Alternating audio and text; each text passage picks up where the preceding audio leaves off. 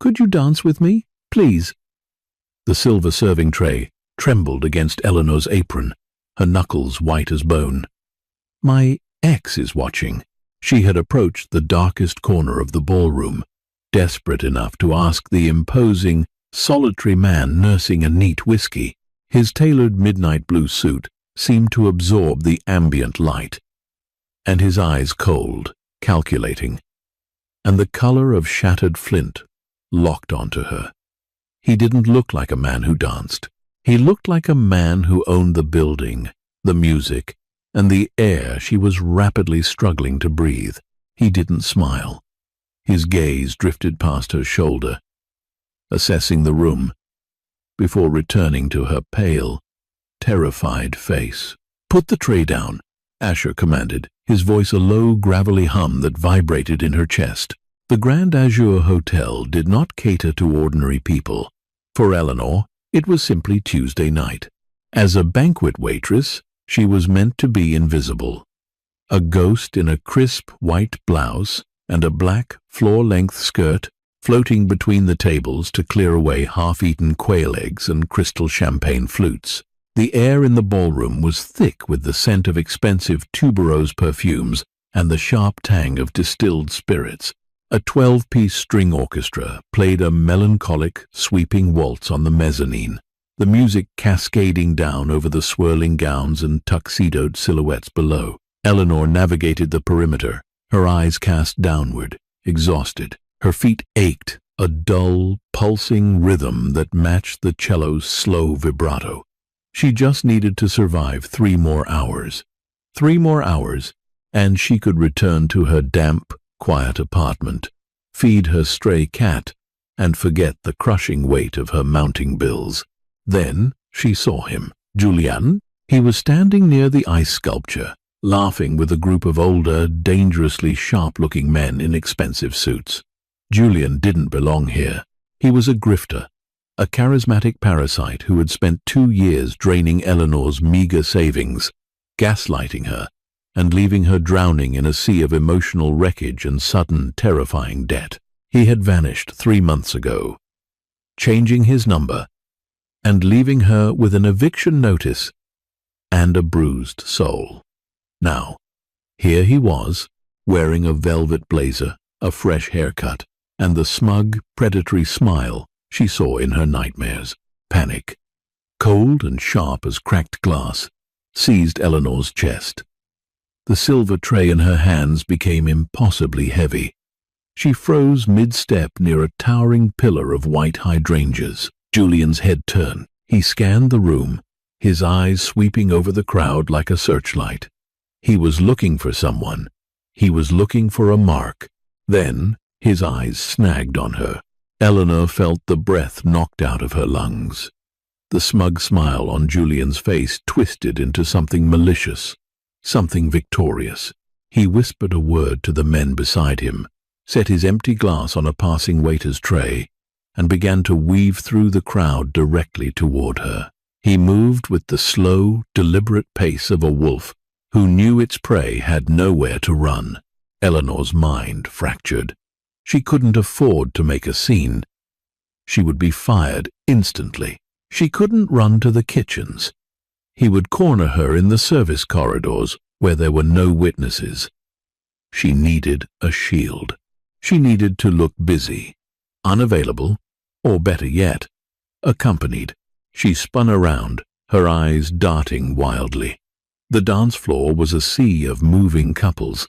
The tables were occupied by groups deep in conversation. But there, in the deeply shadowed alcove reserved for VIPs who wished to remain unseen, sat a solitary figure. He was leaning back in a winged leather armchair, a tumbler of amber liquid held loosely in one large, scarred hand. Even sitting still, he radiated a terrifying, coiled energy. He wasn't mingling. He wasn't smiling. He was simply watching the room with the detached, analytical gaze of an apex predator. Eleanor didn't think. Instinct, raw and desperate, propelled her forward. She marched into the shadows of the alcove, her heart hammering against her ribs like a trapped bird. and delivered her desperate plea. "Could you dance with me? Please. My ex is watching." Asher did not frequent charity galas because he enjoyed the champagne. He was here because the men standing near the ice sculpture were stepping onto his territory. As the undisputed head of the city's largest, quietest, and most lethal syndicate, Asher preferred the shadows. His business was conducted in soundproof rooms and shipping containers, not beneath crystal chandeliers. But his rivals were getting bold, making alliances in public. And Asher needed to see their faces, read their body language, and understand their confidence. He had been watching the man in the velvet blazer, Julian, a low-level runner, a degenerate gambler who owed half the city money. Asher's lieutenants had flagged Julian as a potential leak, a rat trying to sell information to the highest bidder to cover his debts. Asher had been contemplating the exact method of his permanent silence when the waitress stepped into his line of sight. She was trembling. Not a subtle tremor, but a deep, bone-rattling shake. Her large hazel eyes were wide, with a terror so genuine it momentarily short-circuited Asher's cold calculations. "Could you dance with me? Please." Asher's flint-colored eyes tracked her movement. He noted the white-knuckled grip on the tray, the ragged edge of her breathing, the way she kept darting terrified glances over her shoulder toward Julian. She was trying to hide. He almost dismissed her. He almost motioned for his concealed security to escort her away. But then, as she leaned forward, her uniform blouse shifted slightly, revealing the hollow of her throat. A heavy, vintage silver locket hung there, catching the dim light. It was etched with a specific, intricate crest, a pair of intertwined wolves. The air in Asher's lungs turned to ice. That locket was not a cheap trinket. It was a seal, the personal, bespoke seal of Don Vincenzo, the former head of the family, Asher's late mentor. Vincenzo had died 7 years ago in a brutal ambush, taking his deepest secrets to the grave. Rumors had always whispered of a child he had hidden away from the blood and the violence, a child placed into the world of the ordinary to spare her from the syndicate's curse. Asher had spent years searching for her, bound by a blood oath to protect his mentor's bloodline. And now she was standing in front of him, smelling of lavender, soap, and fear, holding a serving tray. Asher's mind raced through 1,000 strategic permutations in a millisecond. If she was wearing the locket, she didn't know what it meant. But if Julian was hunting her, Julian didn't want her because he was a toxic ex. Julian wanted her because he had figured out who she was, and he was planning to sell the lost heir to Asher's enemies for a massive payout. "Put the tray down," Asher commanded. Eleanor blinked, startled by the raw authority in his voice. She hurriedly set the silver tray on the small mahogany table beside his drink. Asher stood. He was a mountain of a man, dwarfing her completely. He didn't offer his hand politely. He reached out and wrapped his large, warm fingers around her slender wrist, pulling her gently but immovably out of the shadows and onto the edge of the polished mahogany dance floor. The string orchestra shifted into a slow, haunting rendition of a jazz classic. Asher stepped close to her. Too close. His hand slid to the small of her back, his touch branding her through the thin fabric of her uniform. With his other hand, he took hers, holding it firmly against his chest. "Look at me," he murmured. His voice a low rumble meant only for her. "If you want him to believe you are with me, you have to look at me, not him." Eleanor tore her eyes away from the approaching figure of Julian and looked up. She was met with a face of striking, brutal aristocracy. Sharp cheekbones, a strong jaw shadowed by dark stubble, and eyes that held the terrifying depth of an ocean trench. He smelled of cedar, rain, and something metallic that she couldn't quite identify. "What is your name?" Asher asked, guiding her into a slow, fluid turn that flawlessly masked her clumsy footing. "Eleanor," she stammered, her heart doing acrobatics Eleanor. He tested the name, his thumb tracing a microscopic, soothing circle against her knuckles. Smile. Eleanor. You are supposedly enjoying this. She forced the corners of her mouth up, feeling entirely out of her depth. Thank you. I know this is highly inappropriate. I'll probably lose my job. You won't lose your job, Asher stated with a finality that brooked no argument. He seamlessly maneuvered them so his broad shoulders completely shielded her from Julian's line of sight. Why is he looking for you? He's my ex-boyfriend, Eleanor whispered, the shame hot on her cheeks. He's a bad person. He owes people money. I think he wants me to co-sign another loan. Or worse. I finally escaped him months ago. Asher's grip tightened imperceptibly on her waist. She doesn't know, he thought. She thinks this is a domestic dispute. She has no idea she's standing on the edge of a mob war. He will not touch you, Asher said softly. It wasn't a reassurance. It was a vow. The music swelled, a mournful crescendo of violins that seemed to echo the sudden, unbearable tension tightening around Eleanor's chest. For a fleeting moment, lost in the rhythm and the overwhelming presence of the stranger, she forgot the brightly lit ballroom. Asher moved with a terrifying liquid grace, leading her with absolute control. Every shift of his weight, every subtle pressure of his hand on her spine, commanded her obedience without a single spoken word. It was intoxicating. It was terrifying. Then the song ended. The applause rippled through the room, polite and scattered. Asher did not let her go immediately. He held her there for 3 agonizing seconds, his eyes searching her face, cataloging the spray of freckles across her nose, the exhaustion in her eyes, the delicate chain of the silver locket resting against her collarbone. Well, well, well. Look who moved up in the world. The voice shattered the fragile spell. Eleanor flinched, instinctively stepping backward, but Asher's hand remained firmly anchored to the small of her back, a physical anchor holding her steady in the sudden storm. Julian stood just off the edge of the dance floor. His smile was oily, his eyes darting between Eleanor in her waitress uniform and the impeccably dressed giant holding her. Julian's bravado was obvious, but there was a frantic, feverish edge to his movements. He reeked of stale gin and desperation. Julian, Eleanor breathed, her voice barely a whisper. I've been looking everywhere for you, Elle, Julian said, taking a step closer, reaching a hand out as if to grab her arm. We have unfinished business. You owe me. Before Julian's fingers could even brush the fabric of her sleeve, Asher shifted. It was a microscopic movement, barely a pivot of his shoulders, but it placed his massive frame entirely between Julian and Eleanor. The temperature in their immediate radius seemed to plummet by 20 degrees. Asher looked down at Julian. He didn't sneer. He didn't raise his voice.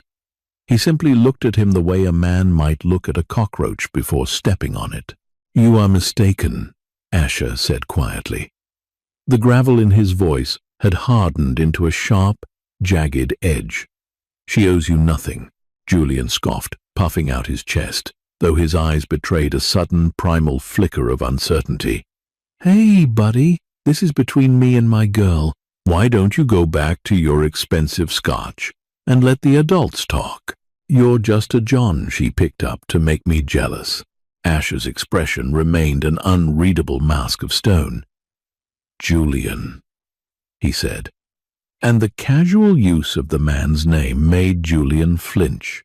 You are currently floating 60,000 in debt to the Rossi brothers. You missed your payment on Thursday. You are sweating through your velvet jacket because you know they break fingers on Mondays. Today is Tuesday. Julian's face drained of color, turning a sickly, ashen gray. His jaw dropped slightly, his eyes wide and panicked. How? Do you know? You are here tonight to find her, Asher continued. his voice a lethal, hypnotic murmur, stepping one fraction of an inch closer. You believe she possesses something of value, something you can trade for your miserable life. But you are wrong, Julian. You have walked into a room you do not understand, and you have reached for something that belongs to me. Julian took a rapid step back, nearly tripping over the polished shoes of a passing guest. The oily confidence had entirely evaporated, replaced by raw, unadulterated terror. He looked at Asher's tailored suit, the absolute stillness of his posture, and then, slowly, the horrific realization dawned on him. He didn't know Asher's name, but he recognized the aura of a man who commanded violence, like a maestro commanded an orchestra. I didn't know," Julian stammered, holding his hands up in surrender. "I swear to God, I didn't know she was with you. I'm leaving. I'm gone." "Walk out the front doors," Asher instructed softly. "Do not run. Do not look back. If I see your face in this city again, the Rossis will be the least of your concerns." Julian didn't hesitate. He turned and practically sprinted toward the exit, ignoring the confused glares of the elite guests he bumped into along the way. Eleanor stood frozen, her mind struggling to process the rapid, violent shift in reality. Julian, the man who had terrorized her for 2 years, the man who had broken down her door and screamed in her face until she wept, had just been dismantled with a handful of quietly spoken words. She stared up at Asher, her chest heaving. The gratitude was there, but it was quickly being swallowed by a new, far more profound fear. "Who are you?" she asked, her voice trembling. Asher finally released her waist. He adjusted his cuffs with slow, deliberate precision. "My name is Asher," he said calmly, "and your shift is over. I am taking you home." Eleanor tried to protest. She mumbled excuses about her manager, about her time card, about the protocol of the Grand Azure. Asher simply raised a hand, caught the eye of the maitre d' across the room, and gave a single, almost imperceptible nod. Within 30 seconds, Eleanor was ushered to the staff locker room by a sudden, overly polite manager, handed her coat, and told her wages for the week would be doubled. Now, she sat in the cavernous, leather-scented interior of a black Maybach. The windows were tinted so heavily that the city lights passing by looked like smeared, dying embers. The rain had begun to fall, a steady, rhythmic drumming against the roof that only amplified the suffocating silence inside the vehicle. Asher sat next to her, a solid, immovable mass in the darkness. He wasn't looking at her. He was staring straight ahead, one hand resting on his knee, the other tapping a slow, silent rhythm against the armrest. The glass partition separating them from the driver was firmly raised. Eleanor clutched her worn canvas tote bag to her chest like a shield. The adrenaline was fading, leaving behind a cold, nauseating dread. Who was this man? How did he know about Julian's debts? Why was he bothering with a banquet waitress? "You don't have to do this." Eleanor finally broke the silence, her voice sounding small and fragile in the luxurious space. "I could have taken the subway. You've done more than enough." "The subway is not secure," Asher replied evenly, not turning his head. "Secure from what?" "Julian? You terrified him. I doubt he'll ever come near me again." Asher slowly turned his head to look at her.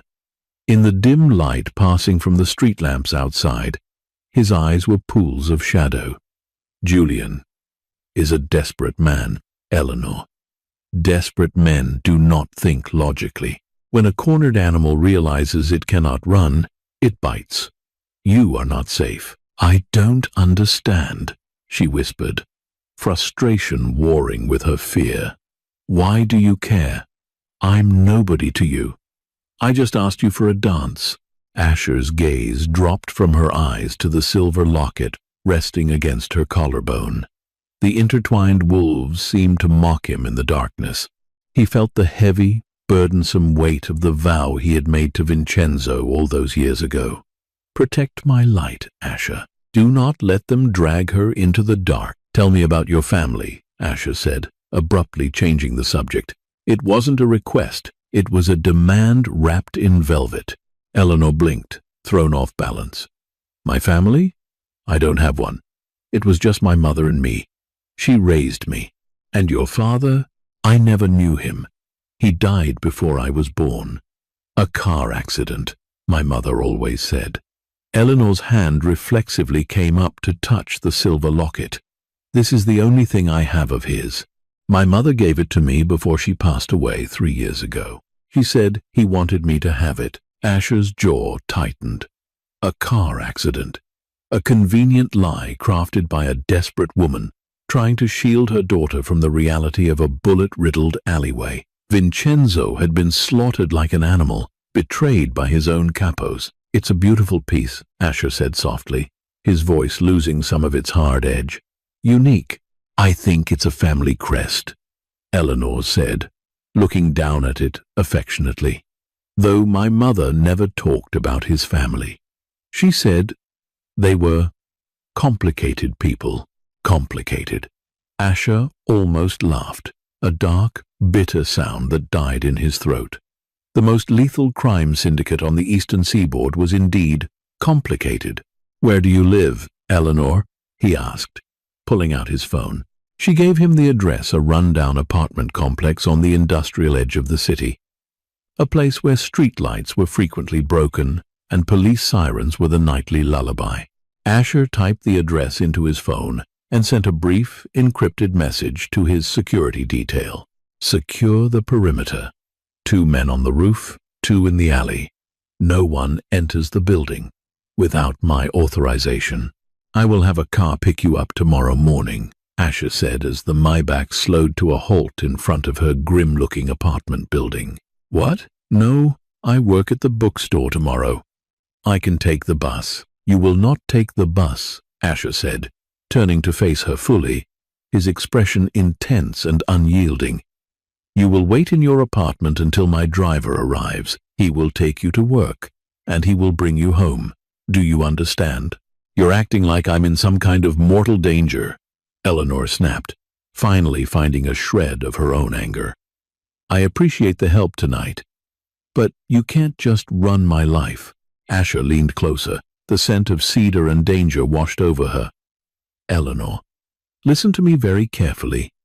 You walked into my shadow tonight to hide, but the shadow is deep, and things live within it that are far worse than Julian. Until I am certain you are clear of this, you will do exactly as I say, because if you do not, I cannot promise you will survive the week. He reached across her and opened the heavy car door. The cold night air rushed in. Good night, Eleanor. Lock your doors. For 3 days, Eleanor lived in a state of suspended animation, true to his word.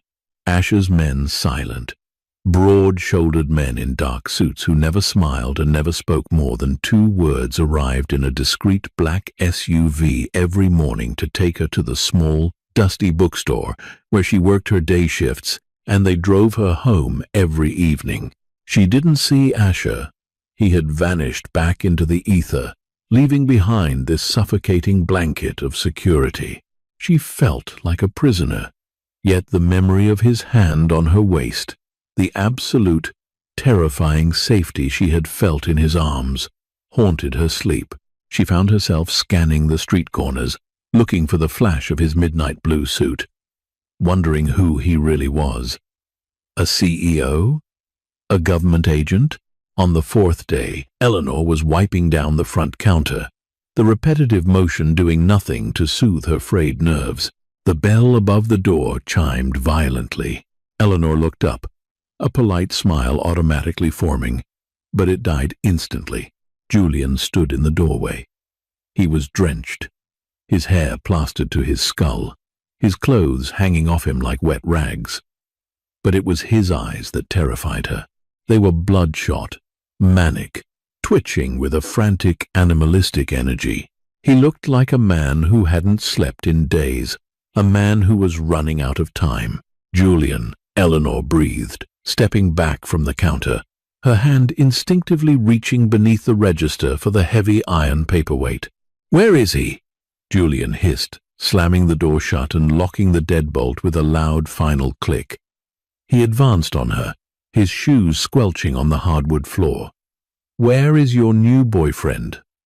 "Elle, is he hiding in the back?" "You need to leave," Eleanor said, her voice shaking violently. She glanced frantically toward the front window. Where were Asher's men? The SUV was parked down the street, obscured by the heavy sheet of rain. "I can't leave," Julian screamed, suddenly lunging forward and slamming both fists onto the counter, making Eleanor jump backward with a sharp cry. "They're going to kill me, Elle, the Rosses. They gave me until midnight. I need 30 grand, or I'm dead. I don't have that kind of money." "You know I don't." "But he does," Julian spat, his eyes wide and unhinged. "That guy from the hotel. He's loaded, and he likes you. You're going to call him. You're going to tell him you're in trouble. And he needs to bring the cash. Or I'm going to hurt you, Elle. I don't want to, but I will. I'm desperate." He reached into his wet jacket and pulled out a switchblade. The blade snapped open with a metallic snick that sounded like a gunshot in the quiet bookstore. Eleanor froze, the blood draining from her face. This wasn't the manipulative, toxic Julian she knew. This was a man broken by fear, capable of anything. "Julian, please, put that down. You don't know who he is. He'll kill you." "I'm already dead," Julian roared, lunging around the counter. Eleanor screamed and scrambled backward, crashing into a display of hardcovers. Books cascaded around her as she lost her footing and fell hard onto the floor. Julian was over her in a second, the knife trembling in his grip, his face twisted in a rictus of panic and rage. "Call him!" Julian shrieked, grabbing her by the collar of her sweater, hauling her halfway off the floor. The glass of the front door exploded inward. It wasn't a loud crash. It was a sudden, violent, concussive wave as the entire pane of reinforced glass shattered into a million glittering diamonds. Julian spun around, raising the knife, but he never even had a chance to scream. Two massive figures clad in tactical black poured through the empty frame with terrifying speed. One of them moved in a blur, gripping Julian's wrist with a sickening crack. Julian howled, dropping the knife as he was violently slammed face first into the hardwood floor, a heavy knee driving into his spine, pinning him completely. Eleanor lay on the floor, gasping for air, shaking so hard her teeth chattered. Then, a third figure stepped through the ruined doorway, crunching over the broken glass. Asher. He wasn't wearing a suit today. He wore a dark wool overcoat, his collar turned up against the rain. His face was a mask of cold, terrifying fury. He looked down at Julian, who was whimpering in pain beneath the guard's knee, and then his gaze snapped to Eleanor. The anger in his eyes vanished, replaced instantly by a fierce, possessive concern. He crossed the room in 3 long strides, dropping to one knee beside her.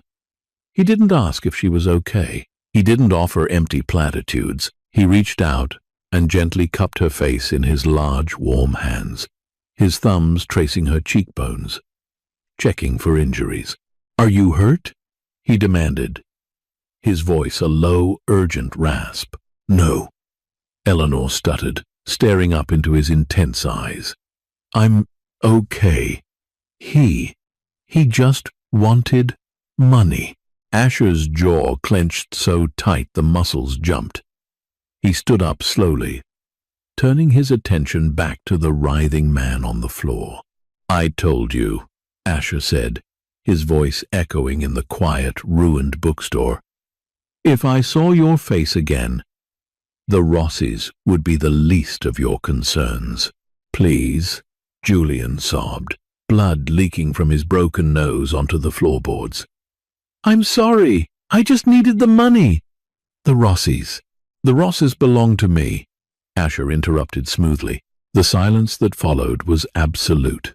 Even the rain outside seemed to quiet down. Julian stopped struggling, his eyes widening in horrific realization. Eleanor sat frozen on the floor, her mind spinning. "They answer to my lieutenants," Asher continued, his voice devoid of any emotion. "You owe me money, Julian, and you just tried to threaten my property to pay me back."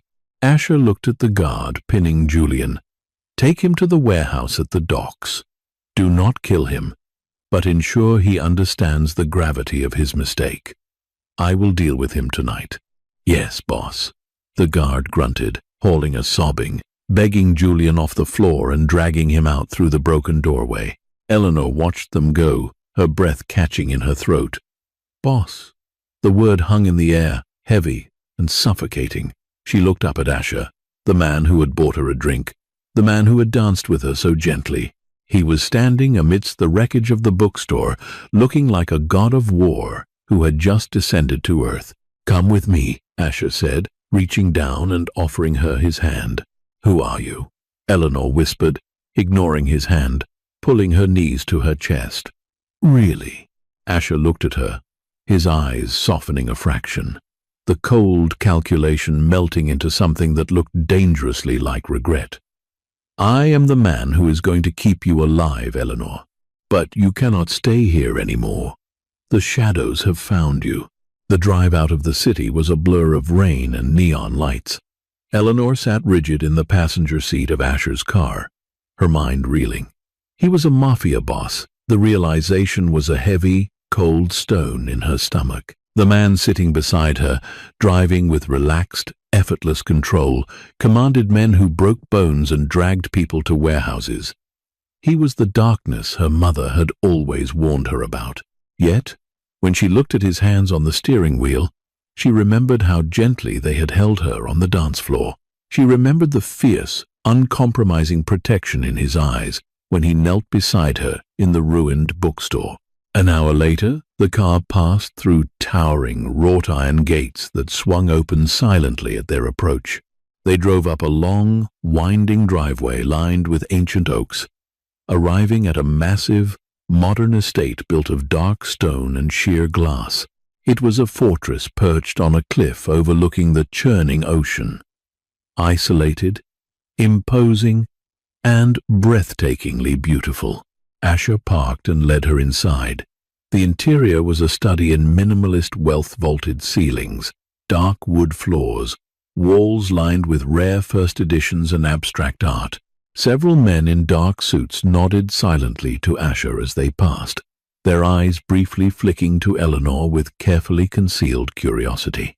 "You will stay here," Asher said, leading her into a massive, sunken living room, dominated by a roaring stone fireplace. "It is the only place I can guarantee your absolute safety." "Safety from what?" Eleanor demanded, finally finding her voice. She spun around to face him, crossing her arms protectively. "From Julian?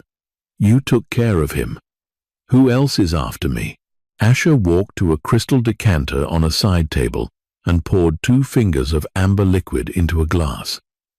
He didn't drink it. He merely held it, staring into the fire. "Julian was a symptom, Eleanor, not the disease," Asher said quietly. "He was in debt to my people, yes, but the Rossis are not the only players in this city. Word is spreading that Julian was looking for a specific woman, a woman with a specific necklace." Eleanor's hand flew to the locket at her throat. "My necklace? Why?" "It's just an old family heirloom." Asher finally turned to look at her. The firelight cast dancing shadows across his sharp features, making him look older, heavily burdened. "It is a crest, a symbol of authority in a world you know nothing about, a world your mother desperately tried to hide you from." Eleanor shook her head, backing away a step. "No, my mother was a nurse. My father was a salesman who died in a crash. You're crazy, am I?" Asher took a slow step toward her. "Think about your life, Eleanor. The constant moving when you were a child.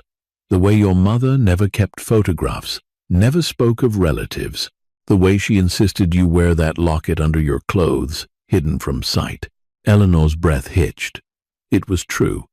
Her childhood had been a series of sudden, unexplained relocations. Her mother had been paranoid, always checking the locks, always looking over her shoulder. "What are you saying?" she whispered, tears welling in her eyes. Asher set the glass down.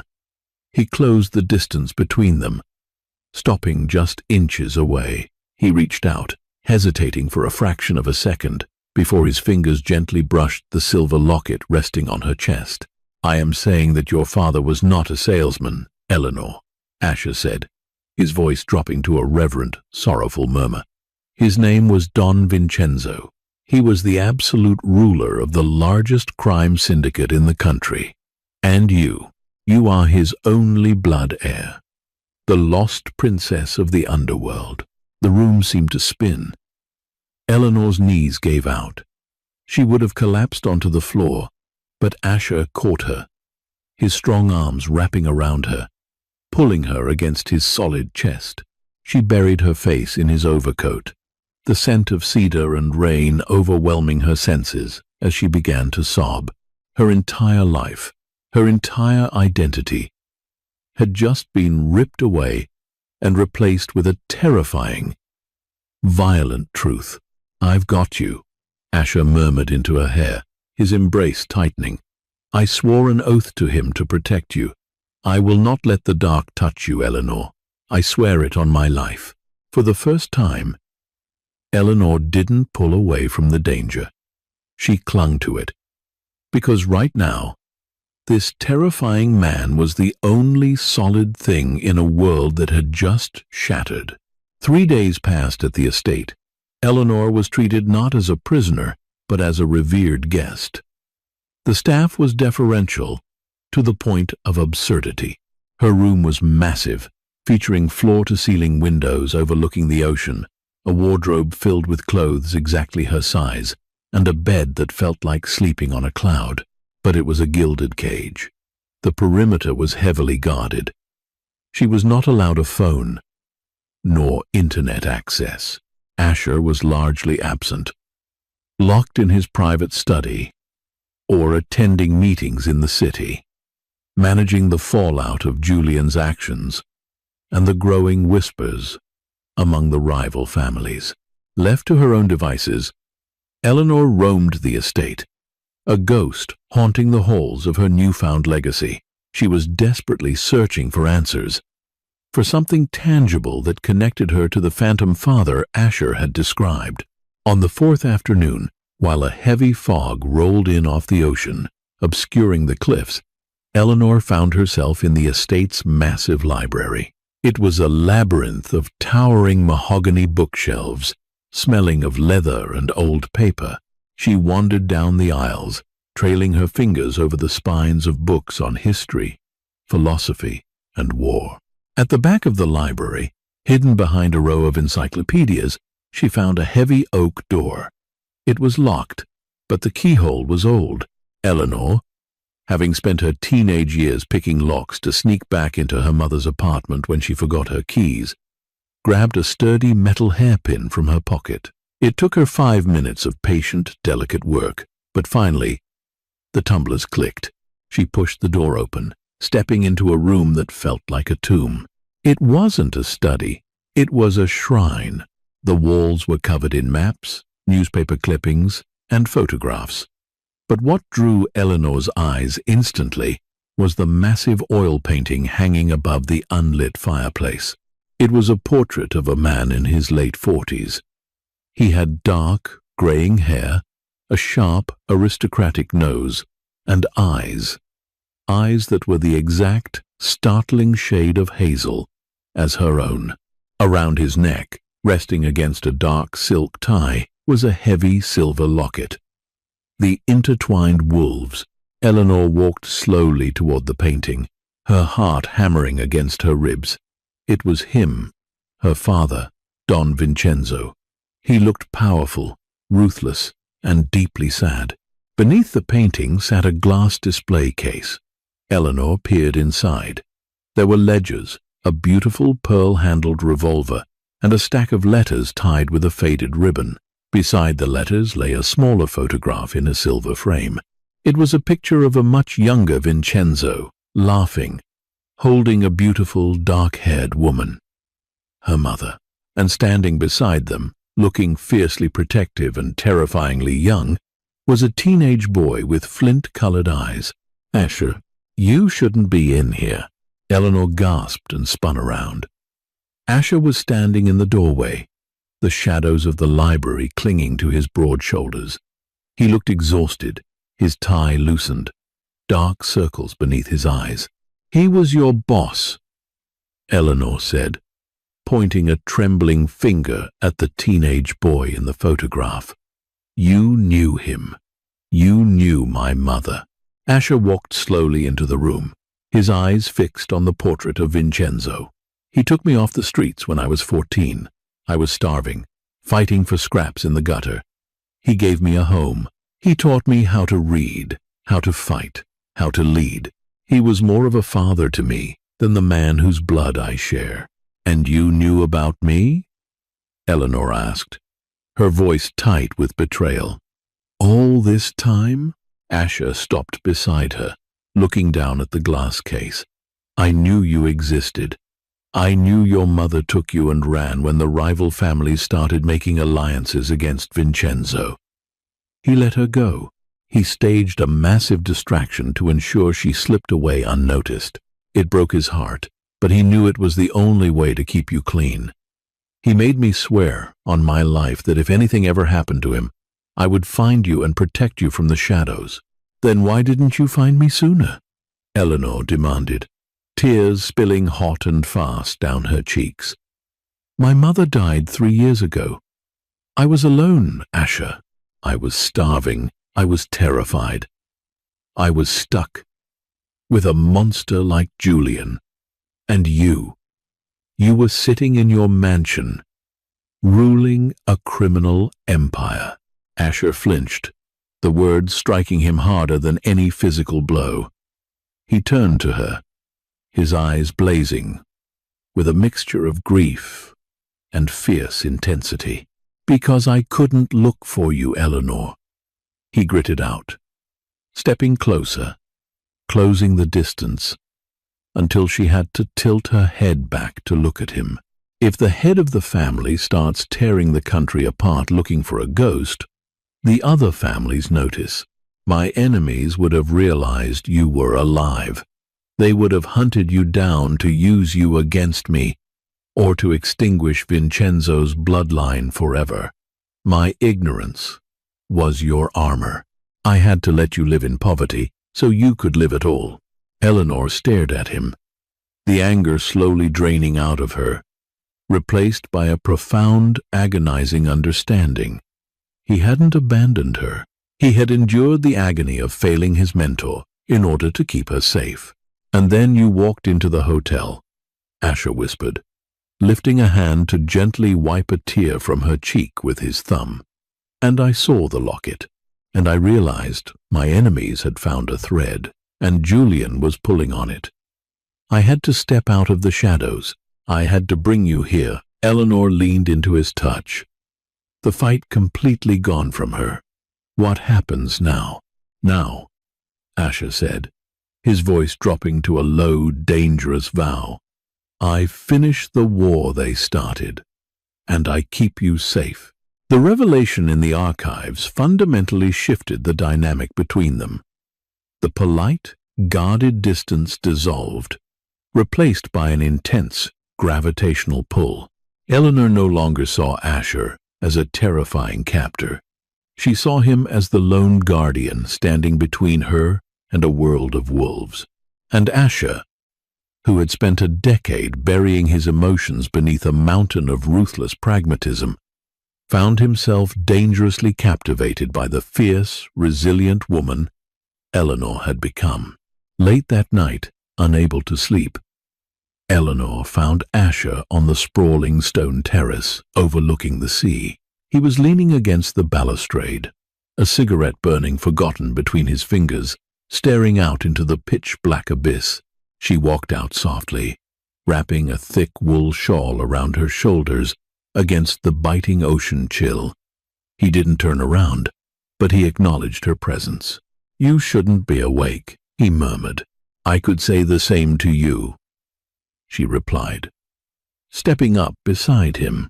"Sleep is a luxury for men who don't have a target on their backs," he said, taking a slow drag from the cigarette before flicking it into the darkness below. "Who are they?" Eleanor asked quietly. "The people coming for me." "The Moretti cartel," Asher stated, his voice devoid of emotion. "They were the ones who orchestrated your father's assassination. They've been trying to absorb our territory for years."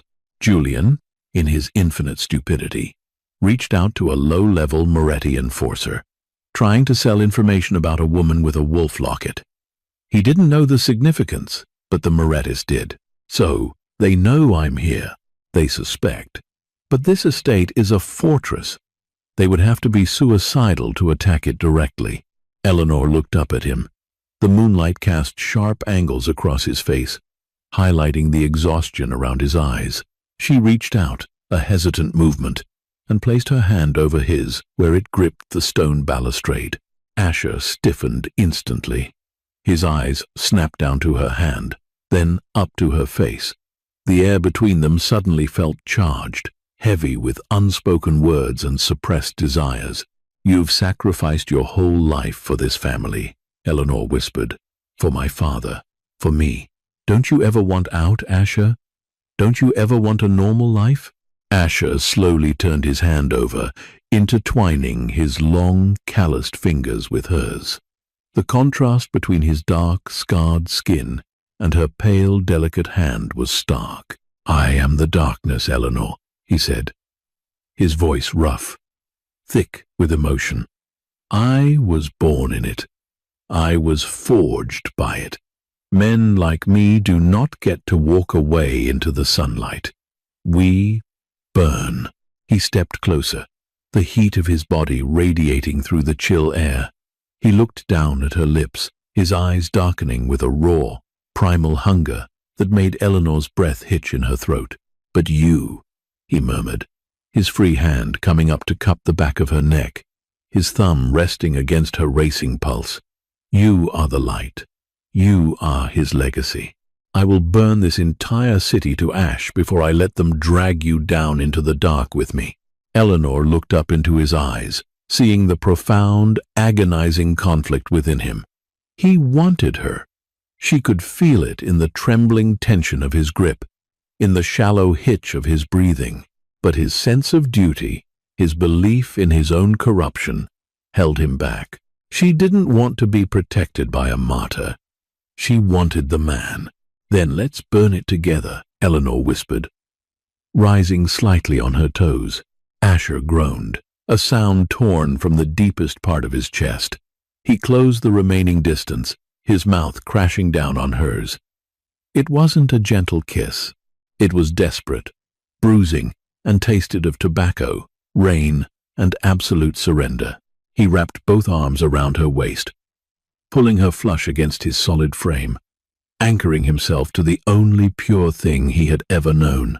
Eleanor tangled her hands in his hair, kissing him back with a fierce, answering hunger, letting the fear and the trauma of the past week melt away in the heat of his embrace. For a few stolen moments on the dark terrace, the impending war ceased to exist. Then, the wail of the perimeter sirens shattered the night. The romantic tension violently evaporated, replaced instantly by the icy adrenaline of combat. Asher tore his lips from hers, his eyes wide, snapping toward the main gates. A series of dull, concussive thuds echoed through the fog, followed by the erratic chatter of automatic gunfire. "The Morettis," Asher snarled. "They are suicidal." He grabbed Eleanor's hand, his grip bruising, and dragged her back into the house. The estate had instantly transformed from a quiet sanctuary into a frantic war zone. Heavily armed men in tactical gear were sprinting down the hallways, shouting orders, taking up positions at the reinforced windows. "Status!" Asher roared as they reached the main foyer. His second in command, a scarred, grim-faced man named Marcus, skidded to a halt. "Massive breach. Boss." 3 heavily armored transport vehicles rammed the main gate. They've got 40, maybe 50 men heavily armed. They're trying to push through the courtyard. "Hold the perimeter. Do not let them breach the main doors," Asher commanded. He turned to Eleanor, his eyes wild but fiercely focused. "We are going to the safe room." Now, he didn't wait for her to respond. He pulled her down a dizzying maze of corridors, descending deep into the bedrock beneath the estate. The sounds of the firefight above grew muffled, distant thumps that shook dust from the ceiling. They reached a massive, solid steel vault door at the end of a dead-end hallway. Asher punched a rapid code into a keypad, pressed his thumb against a biometric scanner, and the heavy door hissed open. He shoved Eleanor inside. The safe room was a sterile, brightly lit concrete bunker, stocked with monitors, weapons, and medical supplies. "Stay here. Lock the door behind me," Asher ordered, turning back toward the hallway. "No." Eleanor grabbed his arm, terror clawing at her throat. "You can't leave me here. They'll kill you." Asher stopped, turning back to face her. He reached out and grabbed her shoulders, shaking her slightly to break her panic. "Listen to me, Eleanor. They are here for you. If they breach the house, they will tear it apart brick by brick. I have to lead the defense. I have to break their assault before they get a foothold." He pulled a heavy, matte black handgun from his shoulder holster and pressed it into her trembling hands. "The door is impenetrable from the outside, but if, by some miracle, they get through, you do not hesitate. You aim for the center of mass, and you pull the trigger. Do you understand?" Eleanor stared down at the cold, heavy metal in her hands. She was a waitress. She poured coffee and cleared tables. But as she looked at the gun, she felt a strange, cold calm wash over her. The blood of Don Vincenzo was in her veins. She was not a victim anymore. She looked up at Asher, her jaw setting in a firm line. "I understand." "Come back to me, Asher." "I always do," he promised, his eyes burning into hers one last time. He stepped out of the bunker. The heavy steel doors slammed shut, the locking mechanisms engaging with a final heavy clank. Eleanor was alone. She walked to the bank of security monitors on the wall. The screens displayed the chaotic, bloody battle raging in the courtyard above. The fog made it difficult to see, but the muzzle flashes lit up the darkness like strobe lights. She saw Asher, moving with terrifying speed and lethal precision, directing his men, holding the line against the overwhelming numbers. For 20 agonizing minutes, the battle raged. Eleanor paced the bunker, her hands gripping the gun so tightly, her knuckles ached. She watched men fall on the screens, her heart pounding a frantic rhythm against her ribs. Then, a sudden, massive explosion rocked the foundation of the house. The monitors flickered and died, plunging the bunker into a terrifying, silent darkness, save for the red glow of the emergency backup lights. They had breached the house. Eleanor backed away from the dead monitors, raising the heavy handgun, aiming it directly at the steel door. She held her breath, listening to the muffled sounds of boots pounding on the floorboards far above. Time stretched into infinity. Every creak of the house settling sounded like a footstep in the hallway outside. Then she heard it. Heavy, dragging footsteps approaching the safe room door. A wet, coughing sound. Eleanor tightened her grip on the trigger, her heart threatening to explode from her chest. Someone punched the code into the keypad outside. The biometric scanner beeped in recognition. The heavy steel door hissed, the locking mechanisms disengaging slowly. Eleanor planted her feet, raising the gun, her hands trembling violently. The door swung open. Asher stood in the doorway. He looked like a man who had walked through hell. His overcoat was torn and soaked with blood, some his own, mostly others. His face was bruised, smeared with soot and dirt, and he was leaning heavily against the doorframe, breathing in ragged, shallow gasps. Eleanor dropped the gun.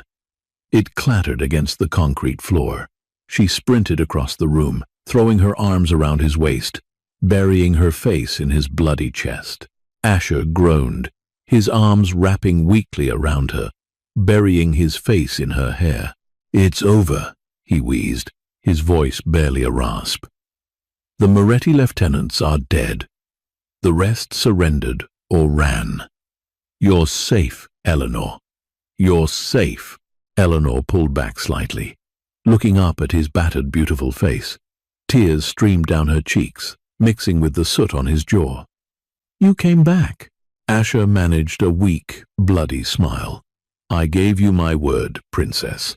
The morning sun broke through the heavy coastal fog, casting long golden rays across the devastated courtyard of the estate. The air smelled of cordite, blood, and the salty tang of the ocean.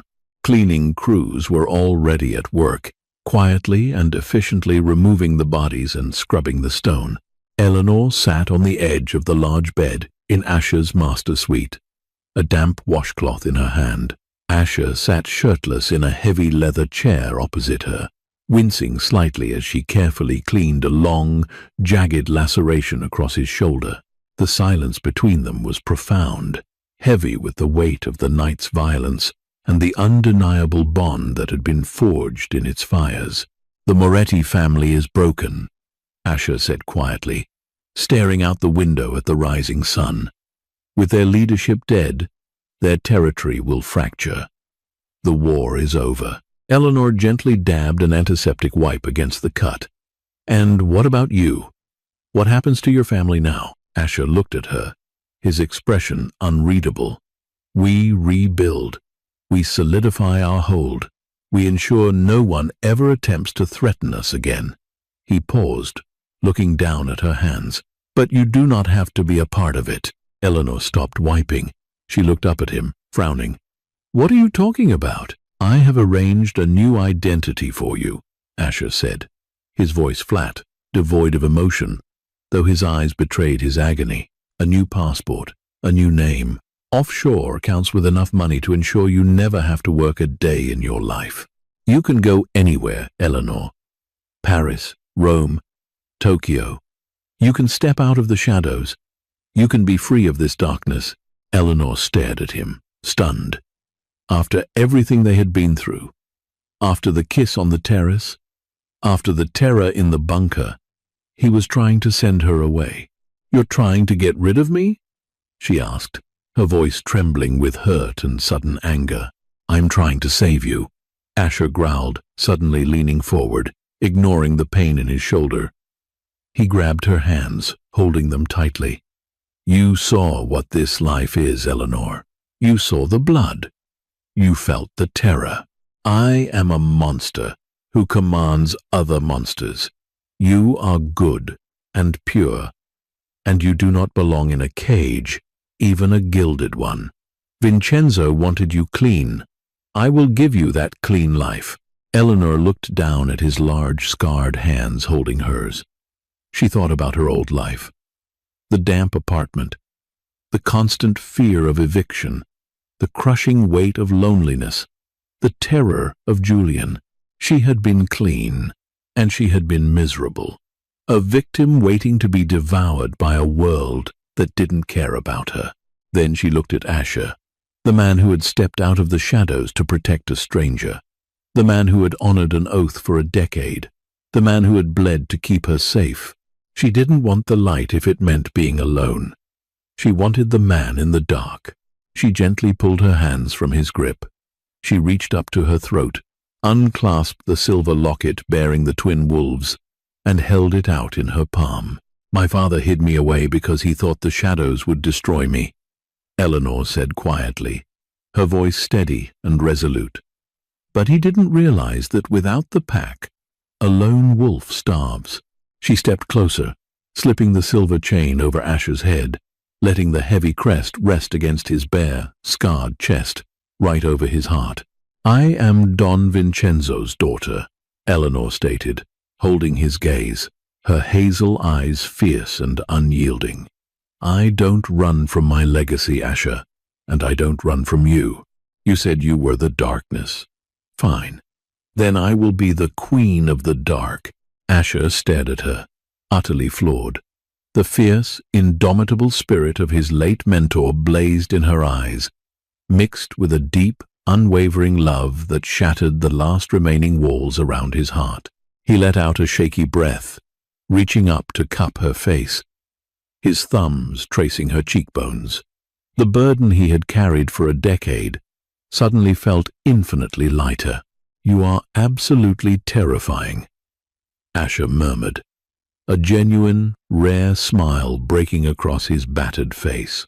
"I learned from the best," Eleanor whispered, leaning down to capture his lips.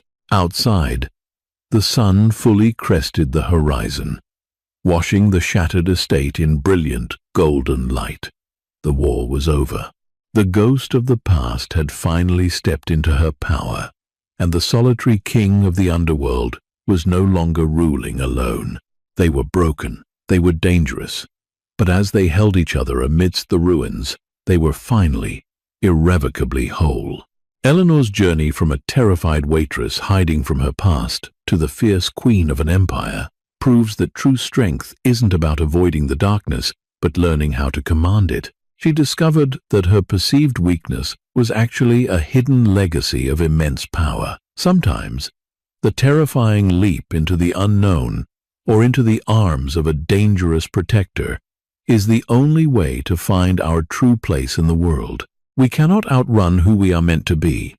We must embrace it, scars and all. If this intense, slow-burn cinematic story kept you on the edge of your seat, please give this video a thumbs up. Share it with your friends who love a dramatic mob boss romance, and don't forget to hit that subscribe button for more thrilling, character-driven stories. Let us know in the comments what kind of hidden identity you'd want to uncover.